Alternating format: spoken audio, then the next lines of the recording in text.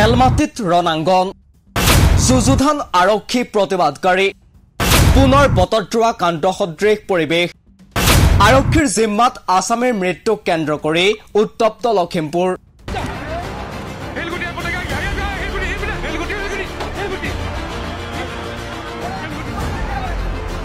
এয়া লখিমপুৰ জিলাৰ খেলমাটিৰ দৃশ্য এনেকৈ উত্তপ্ত হৈ পৰিল খেলমাটি থানাৰ প্ৰাংগণ প্ৰতিবাদকাৰীয়ে জাউৰিয়া নিক্ষেপ কৰিছে শিলগুটি আৰক্ষীয়ে বুটলি শেষ কৰিব পৰা নাই কিন্তু কিয় এই যুদ্ধ সদৃশ পৰিৱেশ ঘটনাৰ আৰম্ভণি বুধবাৰে নিশা খেলমাটি আৰক্ষীয়ে এগৰাকী ব্যক্তিক মোবাইল চুৰি কৰাৰ অভিযোগত গ্ৰেপ্তাৰ কৰে ব্যক্তিজনৰ নাম আশৰাফ আলী আৰক্ষীৰ জিম্মাত থকা অৱস্থাতেই আশৰাফ আলীৰ ৰহস্যজনক মৃত্যু হয় আৰু তাৰ পাছৰ পৰিৱেশিয়া লখিমপুৰৰ 15 নং ৰাষ্ট্ৰীয় ঘাইপথ অৱৰোধ কৰি আত্মীয় আৰু স্থানীয় ৰাইজে সাব্যস্ত কৰে প্ৰতিবাদ উত্তেজিত লোকৰ আৰক্ষীলৈ শিলানিক্ষেপ ভাঙি চুৰমাৰ কৰে আৰক্ষীৰ বাহন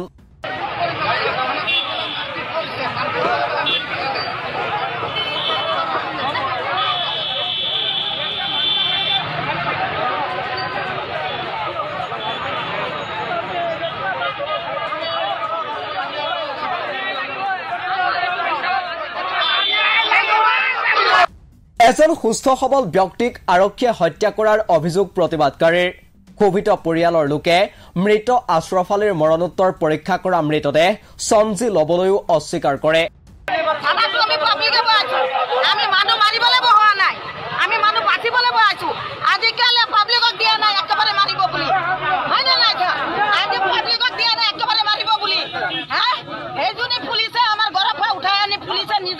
থানা ভিতৰত মাৰিছে কি বুলি মানুহটো মাৰিলে জিন্দা মানুহটো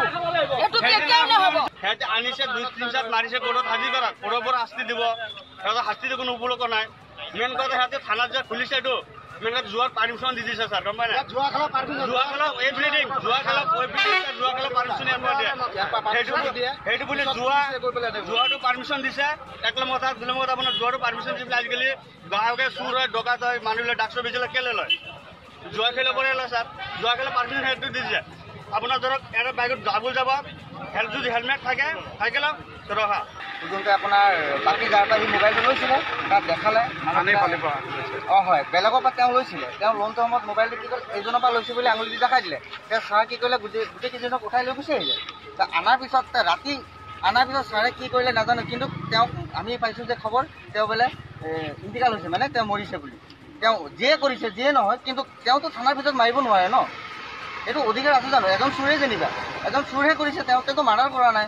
তেওঁ চুৰ কৰা অৱস্থাত তেওঁ বেলেগ শাস্তি দিয়ক তেওঁ ডাইৰেক্ট নোৱাৰে বেলেগে চুৰ কৰিছে একো বেলেগে চুৰ কৰাৰ পিছত তেওঁক মাৰিছে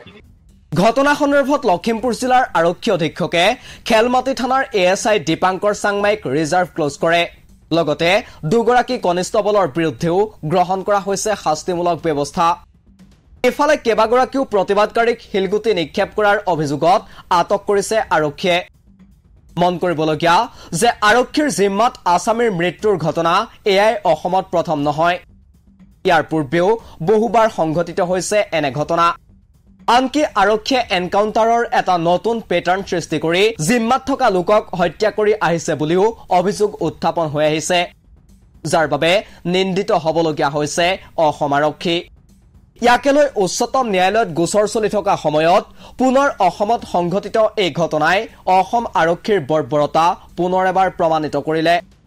আনফালে আৰক্ষীক শত্ৰুৰ দৰে আচৰণ কৰি প্ৰতিবাদকাৰীয়ে যি পৰিৱেশৰ সৃষ্টি কৰিলে তাক লৈ সৃষ্টি হৈছে প্ৰশ্ন প্ৰতিক্ৰিয়া নিউজ ডেস্ক ৰিপোৰ্ট দি ক্ৰছ কাৰেণ্ট